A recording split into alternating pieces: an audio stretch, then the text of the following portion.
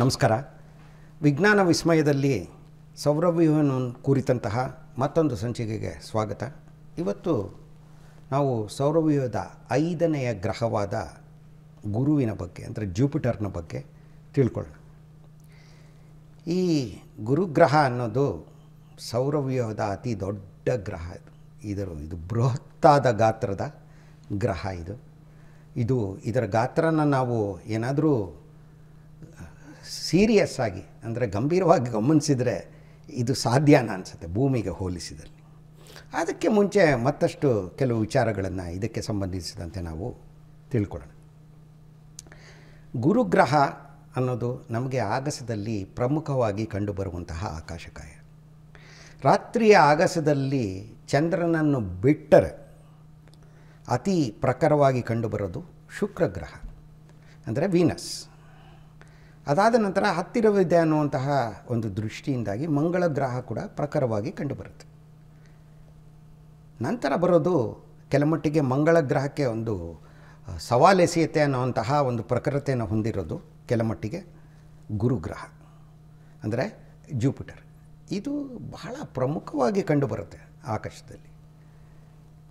ಶುಕ್ರಗ್ರಹ ತುಂಬ ಪ್ರಮುಖವಾಗಿ ಕಂಡುಬಂದರೂ ಹೆದರಿಕೆ ಆಗುವಷ್ಟು ಹೆಚ್ಚು ಪ್ರಖರತೆಯನ್ನು ಹೊಂದಿದ್ದರೂ ಗುರುಗ್ರಹದಂತೆ ಅದು ಆಗಸದ ಎಲ್ಲ ಭಾಗದಲ್ಲೂ ಕಾಣಿಸ್ಕೊಳ್ಳೋದಿಲ್ಲ. ಗುರುಗ್ರಹ ನಮ್ಮ ತಲೆ ಮೇಲೂ ಕೂಡ ಕಾಣಿಸ್ಬೋದು ಎಷ್ಟೋ ಸಲ ರಾತ್ರಿಯ ಆಗಸದಲ್ಲಿ. ಯಾಕೆಂದರೆ ಇದು ಭೂಮಿಯಿಂದ ಸೂರ್ಯನಿಂದ ಸಾಕಷ್ಟು ದೂರ ಇದೆ. ಇದರ ಕಕ್ಷೆ ಭೂಮಿಯ ಆಚೆ ಇದೆ. ಹಾಗಾಗಿ ಇದು ಸಾಧ್ಯ.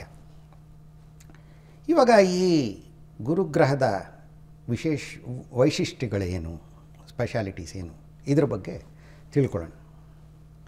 ಮತ್ತೊಮ್ಮೆ ಇದು ಇರುವಂತಹ ದೂರ, ಇದರ ಗಾತ್ರ, ಇದನ್ನೆಲ್ಲ ನಾವು ತಿಳ್ಕೊಂಡಾಗ ಏನನ್ಸುತ್ತೆ, ತಿಳ್ಕೊಬೇಕಾದ್ರೆ ನಾವು ಇದನ್ನು ಭೂಮಿಗೆ ಹೋಲಿಸಿ ನೋಡಬೇಕು. ಇಲ್ಲಾಂದರೆ ಅಷ್ಟು ಉದ್ದ ಅಷ್ಟಾಗಲ್ಲ ಇದೆ ಅಂದರೆ ಯಾರಿಗೇನೂ ಗೊತ್ತಾಗೋದಿಲ್ಲ.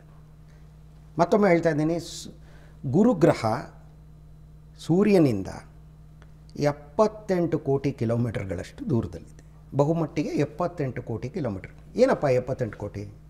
ಭೂಮಿ ಎಷ್ಟು ದೂರದಲ್ಲಿದೆ ಹಾಗಾದರೆ ಸೂರ್ಯನಿಂದ? ಕೇವಲ 15 ಕೋಟಿ ಕಿಲೋಮೀಟರ್ಗಳಷ್ಟು ದೂರದಲ್ಲಿದೆ. ಹಾಗಾಗಿ ಭೂಮಿಯ 5 ಪಟ್ಟು ದೂರದಲ್ಲಿ, ಸೂರ್ಯನಿಂದ ಭೂಮಿ ಎಷ್ಟು ದೂರದಲ್ಲಿದೆಯೋ ಅದರ 5 ಪಟ್ಟು ದೂರದಲ್ಲಿ ಗುರುಗ್ರಹ ಇದೆ. ಹೀಗಾಗಿ ಸೂರ್ಯನ ಬೆಳಕು ಭೂಮಿಯನ್ನು ತಲುಪೋದಕ್ಕೆ ಸುಮಾರು 8.5 ನಿಮಿಷಗಳ ಕಾಲ ತಗೊಂಡ್ರೆ ಗುರುಗ್ರಹವನ್ನು ತಲುಪುವುದಕ್ಕೆ 43 ನಿಮಿಷಗಳ ಕಾಲ ತಗೊಳುತ್ತೆ.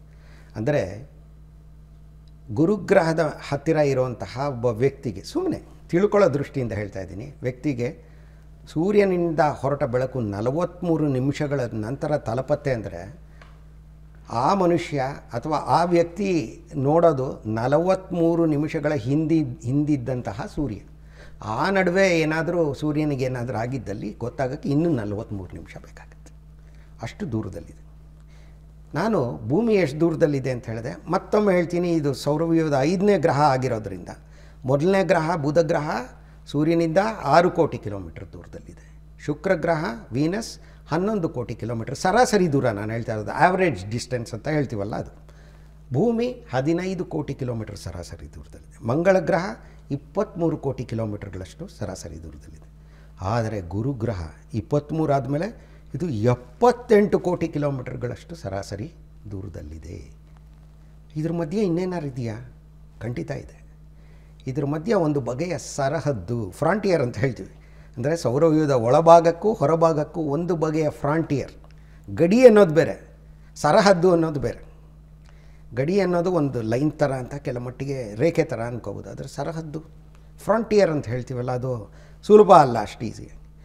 ಈ ಮಂಗಳ ಹಾಗೂ ಗುರುಗ್ರಹಗಳ ನಡುವೆ ಒಂದು ಸರಹದ್ದು ಅಂದರೆ ಇದು ಆಸ್ಟ್ರಾಯ್ಡ್ ಬೆಲ್ಟ್ ಅಂತ ಇಂಗ್ಲೀಷ್ನಲ್ಲಿ ಹೇಳ್ತೀವಿ. ಅಂದರೆ ಕ್ಷುದ್ರ ಗ್ರಹಗಳ ಪಟ್ಟಿ.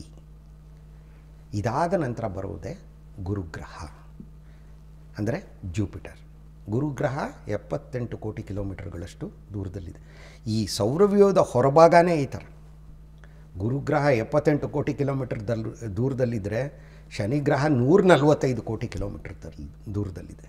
ಯುರೇನಸ್ ಗ್ರಹ 285 ಕೋಟಿ ಕಿಲೋಮೀಟರ್ ದೂರದಲ್ಲಿದೆ. ನೆಪ್ಚ್ಯೂನ್ ಗ್ರಹ 485 ಕೋಟಿ ಕಿಲೋಮೀಟರ್ ಅಷ್ಟು ದೂರದಲ್ಲಿ. ನೋಡಿ, ಅಗಾಧವಾದ ದೂರ ಗ್ರಹಗಳನ್ನು ಪ್ರತ್ಯೇಕಿಸುತ್ತೆ ಸೌರವ್ಯೂಹದ ಹೊರಭಾಗದಲ್ಲಿ ಅಂತ ನಾವು ಹೇಳ್ಬೋದು. ಇವಾಗ ಗುರುಗ್ರಹ ಇಷ್ಟು ದೂರದಲ್ಲಿ ಸೂರ್ಯನನ್ನು ಸುತ್ತೋದ್ರಿಂದ ಅದು ಸೂರ್ಯನನ್ನು ಒಮ್ಮೆ ಸುತ್ತುವುದಕ್ಕೆ ಎಷ್ಟು ಕಾಲ ತಗೊಳ್ಳುತ್ತೆ? ಭೂಮಿ ಎಷ್ಟು ಕಾಲ ತಗೊಳ್ಳುತ್ತೆ? 365 ದಿವಸ ತಗೊಳ್ಳುತ್ತೆ. ಅದೇ ರೀತಿ ಗುರುಗ್ರಹ ಎಷ್ಟು ಕಾಲ ತಗೊಳ್ಳುತ್ತೆ ಅಂದರೆ ಕೇವಲ 11.9 ವರ್ಷಗಳ ಕಾಲ ತಗೊಳ್ಳುತ್ತೆ ಅಷ್ಟೇ. ಭೂಮಿಯ ಮೇಲಿನ 11.9 ಬಹುಮಟ್ಟಿಗೆ 12 ವರ್ಷಗಳು ಗುರುಗ್ರಹದ 1 ವರ್ಷಕ್ಕೆ ಸಮ. ಇದೇನೋ ಆಯಿತು, ಭೂಮಿ ಸೂರ್ಯನ ಸುತ್ತಕ್ಕೆ 1 ವರ್ಷ ಆದರೆ ಇದು ಬಹುಮಟ್ಟಿಗೆ 12 ವರ್ಷ. ತನ್ನ ಅಕ್ಷದ ಸುತ್ತೋದಕ್ಕೆ ಎಷ್ಟು ಸಮಯ ತಗೊಳ್ಳುತ್ತೆ ಗುರುಗ್ರಹ? ಬಹಳ ವೇಗವಾಗಿ ಸುತ್ತುವಂತಹ ಗ್ರಹ ಇದು. ಒಮ್ಮೆ ತನ್ನ ಅಕ್ಷದ ಸುತ್ತೋದಕ್ಕೆ ಈ ಗ್ರಹ ಕೇವಲ 9 ಗಂಟೆ 58 ನಿಮಿಷಗಳನ್ನು ತಗೊಳ್ಳುತ್ತೆ ಅಷ್ಟೇ. ಭೂಮಿ 24 ಗಂಟೆಗಳ ಕಾಲ ತಗೊಳ್ಳುತ್ತೆ. ಮರ್ಕ್ಯುರಿ ಬುಧ ಗ್ರಹ ಮೊದಲೇ ನಾನು ಹೇಳಿದ್ದೀನಿ, ಬುಧ ಗ್ರಹ ಸೂರ್ಯನನ್ನು ಒಮ್ಮೆ ಸುತ್ತೋದಕ್ಕೆ 88 ದಿವಸ ತಗೊಳ್ಳುತ್ತೆ. ಶುಕ್ರ ಗ್ರಹ 225 ದಿವಸ ತಗೊಳ್ಳುತ್ತೆ. ಭೂಮಿ 365 ದಿವಸ. ಆಮೇಲೆ ಮಂಗಳ ಗ್ರಹ 687 ದಿವಸ ಮತ್ತು ಗುರು 11.9 ವರ್ಷಗಳು. ತನ್ನ ಅಕ್ಷದ ಒಮ್ಮೆ ಸುತ್ತೋದಕ್ಕೆ ಬುಧ ಅಂದರೆ ಮರ್ಕ್ಯುರಿ 59 ದಿವಸ ತಗೊಳ್ಳುತ್ತೆ. ವೀನಸ್ ಅಂದರೆ ಶುಕ್ರ 243 ದಿವಸ ತಗೊಳ್ಳುತ್ತೆ. ಭೂಮಿ 1 ದಿನ ಗೊತ್ತಿದೆ. ಮಂಗಳ ಗ್ರಹ 24 ಗಂಟೆ 39 ನಿಮಿಷ. ಗುರುಗ್ರಹ ತನ್ನ ಅಕ್ಷದ ಒಮ್ಮೆ ಸುತ್ತೋದಕ್ಕೆ 9 ಗಂಟೆ 58 ನಿಮಿಷ, ಬಹುಮಟ್ಟಿಗೆ 10 ಗಂಟೆ ಅಷ್ಟೇ. ನೋಡಿ ಎಷ್ಟು ವೇಗವಾಗಿ ಸುತ್ತುತ್ತಾ ಇದೆ ಈ ಗ್ರಹ. ಒಂದು ದಿನ ಅನ್ನೋದು ಆ ದೃಷ್ಟಿಯಿಂದ ಗುರುಗ್ರಹದ ಮೇಲೆ 10 ಗಂಟೆಗಳಿಗೆ, ಭೂಮಿಯ ಮೇಲಿನ 10 ಗಂಟೆಗಳಿಗೆ ಸಮ. ಇವಾಗ ಈ ಗುರುಗ್ರಹದ ಗಾತ್ರದ ಬಗ್ಗೆ ತಿಳ್ಕೊಳ್ಳೋಣ. ಗಾತ್ರದ ದೃಷ್ಟಿಯಿಂದ, ತನ್ನಲ್ಲಿರುವಂತಹ ವಸ್ತುಗಳ ದೃಷ್ಟಿಯಿಂದ, ಅಂದರೆ ಮಾಸ್ ಅಂತ ಹೇಳ್ತೀವಲ್ಲ, ದ್ರವ್ಯರಾಶಿ, ಆ ದೃಷ್ಟಿಯಿಂದ ಗುರುಗ್ರಹ ಗ್ರಹಗಳ ರಾಜ ಅಂತ ಪರಿಗಣಿಸಲ್ಪಟ್ಟಿದೆ. ಯಾಕಂದರೆ ಒಂದೇ ಒಂದು ಗುರುಗ್ರಹದ ಒಳಗೆ ಒಂದಲ್ಲ ಎರಡಲ್ಲ 1300 ಭೂಮಿಗಳನ್ನು ನಾವು ತುಂಬಬಹುದು. ಅಂದರೆ ಗುರುಗ್ರಹದ ಗಾತ್ರ ಎಷ್ಟು ದೊಡ್ಡದಾಗಿದೆ ಅಂದರೆ 1300 ಭೂಮಿಗಳನ್ನು ತನ್ನ ಗರ್ಭದಲ್ಲಿ ಇಟ್ಟುಕೊಳ್ಳುವಂತಹ ಸಾಮರ್ಥ್ಯವನ್ನು, ಅಷ್ಟು ಬೃಹತ್ತಾದ ಗ್ರಹ. ಇದೇನಾದರೂ ಇವಾಗ ಇನ್ನೊಂದು ವಿಚಾರ ತಿಳ್ಕೊಳ್ಳೋಣ. ಇದರ ದ್ರವ್ಯರಾಶಿ ಭೂಮಿಗೆ ಹೋಲಿಸಿದಲ್ಲಿ ಎಷ್ಟಿದೆ? ದ್ರವ್ಯರಾಶಿ ಅಂದರೆ ಇದರಲ್ಲಿರುವಂತಹ ವಸ್ತುಗಳು ಎಷ್ಟು ಮಟ್ಟಿಗಿವೆ ಅಂದರೆ, ವಸ್ತುಗಳು ಭೂಮಿ ಒಳಗೆ ಎಷ್ಟಿದೆಯೋ, ದ್ರವ್ಯರಾಶಿ ಅಂದರೆ ಮಾಸ್ ಎಷ್ಟಿದೆಯೋ ಭೂಮಿದು, ಅದರ 318 ಪಟ್ಟಿನಷ್ಟಿದೆ. ಗಾತ್ರ 1300, ಮಾಸ್ ದ್ರವ್ಯರಾಶಿ 318. ಖಗೋಳಶಾಸ್ತ್ರಜ್ಞರು ಹೇಳ್ತಾರೆ, ಇದರ ದ್ರವ್ಯರಾಶಿ ಏನಾದರೂ ಇನ್ನೊಂದು 75 ಪಟ್ಟು ಹೆಚ್ಚಾಗಿದ್ದರೆ ಈ ಗ್ರಹ ಒಂದು ನಕ್ಷತ್ರನೇ ಆಗ್ಬಿಡ್ಬೋದಾಗಿತ್ತು. ಸೌರವ್ಯೂಹದಲ್ಲಿನ ಸೂರ್ಯನಿಗೆ ಹತ್ತಿರ ಇರುವಂಥ ಮತ್ತೊಂದು ನಕ್ಷತ್ರ ಆಗಿಬಿಡ್ತಾಯಿತ್ತು ಅಂತ. ಆಗಲಿಲ್ಲ. ಆದರೆ ಯಾಕಂದರೆ ಅದರ ದ್ರವ್ಯರಾಶಿ ಕಡಿಮೆ. ಹೀಗಾಗಿ ಸೂರ್ಯನಲ್ಲಿ ನಡೀತಾ ಇರುವಂತೆ ಅದರ ಗರ್ಭದಲ್ಲಿ ಬೈಜಿಕ ಸಂಲಯನ ಕ್ರಿಯೆಗಳು, ಅಂದರೆ ಥರ್ಮೋನ್ಯೂಕ್ಲಿಯರ್ ರಿಯಾಕ್ಷನ್ಸ್, ಇವುಗಳು ನಡೆಯೋದು ಸಾಧ್ಯ ಆಗದೆ ಇದು ಗ್ರಹವಾಗಿಯೇ ಉಳಿದಿದೆ. ಅಷ್ಟು ದೊಡ್ಡ ಗ್ರಹ ಇದು. ಹಾಗಾದರೆ ಇದು ಯಾವ ರೀತಿಯ ಗ್ರಹ? ಇದನ್ನು ಒಂದು ವಿಚಾರದ ದೃಷ್ಟಿಯಿಂದ ನಮಗೆ ತುಂಬ ಸೋಜಿಕವಾಗ್ಬೋದು. ನಾವೇನಾದರೂ ಗುರುಗ್ರಹದ ಹತ್ತಿರ ಹೋಗಿ ನಾನು ಅದರ ಮೇಲೆ ನಿಂತ್ಕೊಳ್ತೀನಿ ಅಂತ ಹೋದರೆ ಸಾಧ್ಯವೇ ಇಲ್ಲ. ಯಾಕಂದರೆ ಗುರುಗ್ರಹಕ್ಕೆ ಘನರೂಪದ ನೆಲವೇ ಇಲ್ಲ. ಸಾಲಿಡ್ ಸರ್ಫೇಸ್ ಅಂತ ಇಂಗ್ಲೀಷ್ನಲ್ಲಿ ಹೇಳ್ತೀವಲ್ಲ, ಅದು ಇಲ್ಲವೇ ಇಲ್ಲ. ಅದಕ್ಕೆ ನಾವೇನಾದರೂ ಅಲ್ಲಿ ಹೋಗಿ ಅದರ ಮೇಲೆ ನಿಂತ್ಕೋತೀವಿ ಅಂತ ಹೋದರೆ ನಾವು ತಳವೇ ಇಲ್ಲದ ಒಂದು ಆಬ್ಜೆಕ್ಟ್ ಅಂತ ಏನು ಹೇಳ್ತೀವಿ, ತಳವೇ ಇಲ್ಲದ ಒಂದು ಆಕಾಶ ಕಾಯದ ಒಳಗೆ ಬೀಳ್ತಾ ಇರ್ತೀವಿ, ಮೋಡಗಳ ಒಳಗೆ ಬೀಳ್ತಾ ಇರ್ತೀವಿ ಅಷ್ಟೇ. ನೆಲವೇ ಇಲ್ಲ ಅಲ್ಲಿ. ಗುರುಗ್ರಹ ಒಂದೇ ಅಲ್ಲ, ಶನಿಗೂ ಸ್ಯಾಟರ್ನ್ಗೂ ಇದೇ ರೀತಿಯ ನೆಲ ಇಲ್ಲ. ಅನಿಲ ದೈತ್ಯ ಅದು. ಗುರುಗ್ರಹ ಶನಿಗ್ರಹ ಇವೆರಡೂ ಅನಿಲ ದೈತ್ಯಗಳು. ಇದಾದ ಮೇಲೆ ಬರುವಂತಹ ಯುರೇನಸ್ ನೆಪ್ಚ್ಯೂನ್ಗೂ ಸಹ ಘನರೂಪದ ನೆಲ ಇಲ್ಲ. ಅವುಗಳಿಗೆ ಐಸ್ ಜೈಂಟ್ಸ್, ಹಿಮದೈತ್ಯಗಳು ಅಂತ, ಮಂಜು ದೈತ್ಯಗಳು ಅಂತಲೂ ಹೇಳ್ಬೋದು. ಆ ರೀತಿ ಹೇಳ್ಬೋದು. ಆಯಿತು, ನಿಂತ್ಕೊಳ್ಳೋಕ್ಕಾಗಲ್ಲ. ಆದರೆ ಉಷ್ಣತೆ ಎಷ್ಟು ಗುರುಗ್ರಹದ ಮೇಲೆ ಇರುವಂಥದ್ದು? ಉಷ್ಣತೆ ಅನ್ನೋದು ಸುಲಭವಾಗಿ ಹೇಳೋಕ್ಕಾಗಲ್ಲ. ಆದರೆ ಗುರುಗ್ರಹದ ಮೇಲಿನ ಮೋಡಗಳಲ್ಲಿ ಉಷ್ಣತೆ ಎಷ್ಟಪ್ಪ ಅಂದರೆ ಸುಮಾರು -150 ಡಿಗ್ರಿ ಸೆಂಟಿಗ್ರೇಡ್ನಷ್ಟು. ಗುರುಗ್ರಹ ಇದರ ಬಣ್ಣ ಯಾವ ರೀತಿ ಇರುತ್ತೆ ಅಂದರೆ ಕೆಲಮಟ್ಟಿಗೆ ಈ ಕಿತ್ತಳೆ ಬಣ್ಣ, ಕಂದು ಬಣ್ಣ, ಕಿತ್ತಳೆ ಬಣ್ಣ, ಕೆಂಪು ಬಣ್ಣ ಒಂದು ಕಡೆ ಕಂಡು ಬರುತ್ತೆ ಪಟ್ಟಿಗಳಲ್ಲಿ, ಮತ್ತೊಂದು ಕಡೆ ಬಿಳಿಯ ಬಣ್ಣದ ಪಟ್ಟಿಗಳು ಕಾಣಿಸುತ್ತೆ. ಅಂದರೆ ಡಾರ್ಕ್ ಅಂತ ನಾವೇನು ಹೇಳ್ತೀವಿ, ಈ ಕಂದು ಬಣ್ಣ, ಕೆಂಪು ಬಣ್ಣ ಇರುವಂತಹ ಅದರ ವಾತಾವರಣದಲ್ಲಿನ ಪಟ್ಟಿಗಳೇನಿರುತ್ತೆ ಅವುಗಳಿಗೆ ಬೆಲ್ಟ್ಸ್ ಅಂತ ಹೇಳ್ತೀವಿ, ಅಂದರೆ ಪಟ್ಟಿಗಳು ಅಂತ. ಅದೇ ರೀತಿ ಕೆಲಮಟ್ಟಿಗೆ ಬಿಳಿಯ ಅಥವಾ ಬಾದಾಮಿ ಬಣ್ಣದಾಗಿ ಕಂಡುಬರುವಂತಹ ವಲಯಗಳಿಗೆ ಝೋನ್ಸ್ ಅಂತ ಹೇಳ್ತೀವಿ, ಇಂಗ್ಲೀಷ್ನಲ್ಲಿ ವಲಯಗಳು ಅಂತ ಹೇಳ್ಬೋದು. ಆಯಿತು, ಇದೆಲ್ಲ ಸರಿ. ಆಮೇಲೆ ಗುರುಗ್ರಹದ ಮೇಲೆ ಪ್ರಮುಖವಾಗಿ ಕಂಡುಬರುವಂತಹ ಒಂದು ಆಕಾಶಕಾಯ ಒಂದು ಸ್ವರೂಪ ಫೀಚರ್ ಯಾವುದು ಅಂದರೆ ಗ್ರೇಟ್ ರೆಡ್ ಸ್ಪಾಟ್, ಬೃಹತ್ ಕೆಂಪು ಚುಕ್ಕಿ ಅಂತ ಹೇಳ್ತೀವಿ. ಇದು ಚುಕ್ಕಿ ಅಲ್ಲ, ಭೂಮಿಗಿಂತ 3 ಪಟ್ಟು ದೊಡ್ಡದಾದಂತಹ ಒಂದು ಸ್ವರೂಪ. ಇದು ನಾವು ಈ ಸೈಕ್ಲೋನ್ ಚಂಡಮಾರುತ ಅಂತ ಹೇಳ್ತೀವಲ್ಲ, ಅಂಥ ಒಂದು ವಿರಾಟ್ ಸ್ವರೂಪದ ಚಂಡಮಾರುತ ಇದು ಸುಮಾರು 300 ವರ್ಷಗಳಿಂದ ಗುರುಗ್ರಹದ ಒಂದು ವಾತಾವರಣದಲ್ಲಿ ಕಂಡು ಬರ್ತಾ ಇದೆ. ಇದೆಲ್ಲ ಗುರುಗ್ರಹದ ಮೇಲೆ ಕಾಣುವಂತಹ ಸ್ವರೂಪಗಳಾಯಿತು. ಈ ಗುರುಗ್ರಹ ಯಾವುದರಿಂದ ಮಾಡಲ್ಪಟ್ಟಿದೆ? ಭೂಮಿ ಮೇಲೇನೋ ಘನರೂಪದ ನೆಲ ಇದೆ, ಸಿಲಿಕೇಟ್ಸ್ ಅಂತ ಏನು ಹೇಳಿ, ಸಿಲಿಕೇಟ್ಗಳು ಇದರಿಂದ ಆಗಿರುವಂಥದ್ದು, ಕಬ್ಬಿಣ, ನಿಕ್ಕಲ್ ಇವುಗಳಿಂದ ಆದಂತಹ ಧಾತುಗಳಿಂದ ಆದಂಥದ್ದು ಭೂಮಿ. ಆದರೆ ಬಹುಮಟ್ಟಿಗೆ ಗುರುಗ್ರಹದ ಮೇಲೆ ಇರೋದು ಹೈಡ್ರೋಜನ್, ಜಲಜನಕ ಅನ್ನೋ ಪದ ಯೂಸ್ ಮಾಡ್ತಾರಲ್ಲ, ಹೈಡ್ರೋಜನ್ ಅನ್ನೋ ಪದನೇ ಯೂಸ್ ಮಾಡ್ತಾ ಇದ್ದಾರೆ, ಅಂದರೆ ಬಳಸ್ತಾ ಇದ್ದಾರೆ ಎಲ್ಲರೂ. ಹೈಡ್ರೋಜನ್ ಮತ್ತು ಹೀಲಿಯಂ ಬಹುಮಟ್ಟಿಗೆ ಈ 2 ಅನಿಲಗಳೇ ಅವು ಅದರ ವಾತಾವರಣದಲ್ಲಿರೋದು. ಆ ವಾತಾವರಣ ಆಳ ಹೆಚ್ಚುತ್ತಾ ಹೋದಂತೆ ನಾವು ಮೋಡಗಳ ಮೇಲಿಂದ ಕೆಳಗಿಳಿತಾ ಹೋದಂತೆ ಇಳಿಯೋಕ್ಕೆ ಸಾಧ್ಯ ಇಲ್ಲ. ಇಳೀತಾ ಹೋದಂತೆ ಒತ್ತಡ, ಉಷ್ಣತೆ ಜಾಸ್ತಿ ಆಗಿ ಒಂದು ಮಟ್ಟದಲ್ಲಿ ಅದು ದ್ರವ ರೂಪವನ್ನು ತಳೆಯುತ್ತೆ. ಅದಾದಮೇಲೆ ಇನ್ನೂ ಕೆಳಗೆ ಹೋಗೋಕ್ಕೆ ಶುರು ಮಾಡ್ತಾರೆ. ಇದೆಲ್ಲ ನಾವು ಚಿಂತೆ ಮಾಡುವಂತಹ, ಒಂದು ಚಿಂತನೆಗೆ ಆಸ್ಪದ ಕೊಡುವಂತಹ ಒಂದು ಪ್ರಯೋಗ ಅಂತ ಹೇಳ್ಬೋದು, ಚಿಂತನೆಯಿಂದ ಆಗುವಂಥದ್ದು. ಇನ್ನೂ ಕೆಳಗಡೆ ಹೋದರೆ ನಾವು ಹೈಡ್ರೋಜನ್ ಅನ್ನುವುದು ಒಂದು ಲೋಹದಂತೆ ವರ್ತಿಸೋದಕ್ಕೆ ಪ್ರಾರಂಭಿಸುತ್ತೆ. ಅಲ್ಲಿ ನಡೆಯುವಂತಹ ಕ್ರಿಯೆಗಳು, ಅದು ಯಾವ ರೀತಿ ತಿರುಗ್ತಾ ಇದೆ ಅಲ್ಲಿ ಒಳಗೆ ಅನ್ನೋವಂಥದ್ದು ಗುರುಗ್ರಹದ ವಿರಾಟ್ ರೂಪದ ಕಾಂತಕ್ಷೇತ್ರ ಏನಿದೆ, ಮ್ಯಾಗ್ನೆಟಿಕ್ ಫೀಲ್ಡ್, ಅದಕ್ಕೆ ಎಡೆ ಮಾಡಿಕೊಡುತ್ತವೆ.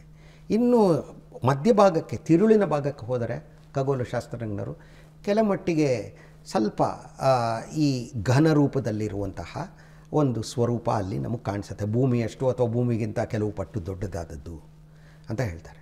ಹೀಗಾಗಿ ಬಹುಮಟ್ಟಿಗೆ ಹೈಡ್ರೋಜನ್ ಮತ್ತು ಹೀಲಿಯಂ ಈ 2 ಅನಿಲಗಳಿಂದ ಗುರುಗ್ರಹ ಮಾಡಲ್ಪಟ್ಟಿದೆ. ಆದರೆ ಗುರುಗ್ರಹದ ವಾತಾವರಣದಲ್ಲಿ ನಮಗೆ ಕಂಡುಬರೋದು ಮೆಥೇನ್ ಅನ್ನುವಂತಹ ಒಂದು ಅನಿಲ, ಮತ್ತು ನೀರು ಕೂಡ ಇದೆ ಅಲ್ಲಿ, ಅಮೋನಿಯಂ ಹೈಡ್ರೋಸಲ್ಫೈಡ್, ಅಮೋನಿಯಂ ಮೀಥೇನ್ ತುಂಬ ಕಮ್ಮಿ ಇರ್ಬೋದು, ಅಮೋನಿಯಾ ಮತ್ತು ಅಮೋನಿಯಂ ಹೈಡ್ರೋಸಲ್ಫೈಡ್ ಇದು ಮತ್ತು ನೀರು, ಇದು ಗುರುಗ್ರಹದ ವಾತಾವರಣದಲ್ಲಿ ಅಂದರೆ ನಮಗೆ ಕಾಣುವಂತೆ ಕಂಡುಬರುವಂಥದ್ದು. ಈ ಗುರುಗ್ರಹಕ್ಕೆ ಕಾಂತಕ್ಷೇತ್ರ ಇದೆ ಅಂತ ಹೇಳಿದೆ, ಬಹಳ ಪ್ರಬಲವಾದ ಕಾಂತಕ್ಷೇತ್ರ ಇದು. ಒಂದು ಕಡೆ ಸೂರ್ಯನ ಕಡೆ ಈ ಕಾಂತಕ್ಷೇತ್ರ ಗುರುಗ್ರಹದ ವ್ಯಾಸ ಏನಿದೆಯೋ ಅದಕ್ಕೆ 10 ಪಟ್ಟು ವ್ಯಾಪಿಸಿರುತ್ತೆ, ಮತ್ತೊಂದು ಕಡೆ ಶನಿಗ್ರಹದವರೆಗೂ ವ್ಯಾಪಿಸಿದೆ. ಅಂತಹ ಒಂದು ಕಾಂತಕ್ಷೇತ್ರ ಇದು ಬಹಳ ಅಪಾಯಕಾರಿ ಯಾವುದೇ ಮಾನವರಿಗಂತೂ. ಹೀಗಾಗಿ ಇದರತ್ತ ಪಯಣವನ್ನು ಕೈಗೊಳ್ಳಬೇಕಾದ್ರೆ ಮಾನವರು, ನಾನು ಹೇಳೋದು, ತುಂಬ ಹುಷಾರಾಗಿರಬೇಕು. ಜೊತೆಗೆ ಗುರುಗ್ರಹಕ್ಕೆ ಒಂದು 3-4 ಉಂಗುರಗಳು ಕೂಡ ಇದೆ. ಈ ಉಂಗುರಗಳು ಶನಿಯ ಉಂಗುರಗಳಿಗೆ, ಸ್ಯಾಟರ್ನ್ ರಿಂಗ್ಸ್ ಅಂತ ಹೇಳ್ತೀವಲ್ಲ, ಉಂಗುರಗಳಿಗೆ ಹೋಲಿಸಿದಲ್ಲಿ ಏನೂ ಇಲ್ಲ ಅಂತ ಹೇಳ್ಬೋದು. ಹೀಗೆ ಉಂಗುರಗಳಿದೆ ಗುರುಗ್ರಹಕ್ಕೆ, ಕಾಂತಕ್ಷೇತ್ರ ಇದೆ, ಮೇಲ್ಮೈ ಇದೆ, ಆದರೆ ಅನಿಲ ರೂಪದ ಮೇಲ್ಮೈ ಇದೆ. ಇನ್ನೂ ಕೆಲವು ಕುತೂಹಲಕಾರಿಯಾದ ಅಂಶಗಳು ಗುರುಗ್ರಹಕ್ಕೆ ಸಂಬಂಧಿಸಿದಂತೆ ಇದೆ. ಅದರಲ್ಲೂ ಅದರ ಉಪಗ್ರಹಗಳು. ಭೂಮಿಗೆ ಎಷ್ಟು ನಿಸರ್ಗದತ್ತವಾದ ಉಪಗ್ರಹಗಳಿದೆ? ಕೇವಲ ಒಂದು ನಮ್ಮ ಚಂದ್ರ. ಆದರೆ ಗುರುಗ್ರಹಕ್ಕೆ 95ಕ್ಕೂ ಹೆಚ್ಚು ನಿಸರ್ಗದತ್ತವಾದ ಉಪಗ್ರಹಗಳಿದೆ. ಅದರಲ್ಲಿ 4 ಅಯೋ, ಯುರೋಪಾ, ಗ್ಯಾನಮೀಡ್, ಕೆಲಿಸ್ಟೋ. ಈ 4 ಉಪಗ್ರಹಗಳಿಗೆ ಗ್ಯಾಲಿಲಿಯನ್ ಉಪಗ್ರಹಗಳು ಅಂತ ಕರೀತಾರೆ. ಯಾಕಂದರೆ ಕ್ರಿಸ್ತ ಶಕ 1610ರಲ್ಲಿ ಗ್ಯಾಲಿಲಿಯೋ ಗ್ಯಾಲಿಲೈ ತನ್ನ ದೂರದರ್ಶಕದ ಮೂಲಕ ಅವುಗಳು ಗುರುಗ್ರಹವನ್ನು ಸುತ್ತೋದು ಕಂಡ. ಹೀಗಾಗಿ ಇದು ವಿಜ್ಞಾನದ ಮುನ್ನಡೆಗೆ ಎಡೆ ಮಾಡಿಕೊಟ್ಟಿತು. ಗುರುಗ್ರಹವನ್ನು ಸಾವಿರಾರು ವರ್ಷಗಳಿಂದ ಎಲ್ಲರೂ ಗಮನಿಸಿದ್ದಾರೆ. ಅನೇಕ ನಾಗರಿಕತೆಗಳು, ಪ್ರಾಚೀನ ನಾಗರಿಕತೆಗಳು ಗಮನಿಸಿವೆ ಇದನ್ನು. ಭಾರತದ ಪ್ರಾಚೀನ ನಾಗರಿಕತೆಯಲ್ಲೂ ಕೂಡ ಇದಕ್ಕೆ ಬೃಹಸ್ಪತಿ ಅನ್ನುವಂತಹ ಹೆಸರಿದೆ. ಜೊತೆಗೆ ಗುರು ಅನ್ನುವಂತಹ ಒಂದು ಹೆಸರಿದೆ. ಹಾಗಾಗಿ ಗುರುವಾರ ಅನ್ನೋದಕ್ಕೆ ಮತ್ತೊಂದು ಹೆಸರು ಬೃಹಸ್ಪತಿ ವಾರ ಅಂತ. ಇದು ಗ್ರಹಗಳ ರಾಜ. ಇದನ್ನು ಪಾಶ್ಚಾತ್ಯ ನಾಗರಿಕತೆಯಲ್ಲಿ ಜ್ಯೂಸ್ ಅಂತ, ಅಂದರೆ ZEUS, ಗ್ರೀಕ್ ನಾಗರಿಕತೆಯಲ್ಲಿ ಗ್ರಹಗಳ ರಾಜ ಅವನ ಹೆಸರನ್ನೇ ಕೊಟ್ಟರು ಅದಕ್ಕೆ. ಅದೇ ರೀತಿ ರೋಮನ್ ನಾಗರಿಕತೆಯಲ್ಲಿ ಜೂಪಿಟರ್ ಅನ್ನುವಂಥ ಹೆಸರಿದೆ. ಅದೇ ನಮಗೆ ಗೊತ್ತಿರೋದು ಇವತ್ತು ಇಂಗ್ಲೀಷ್ನಲ್ಲಿ.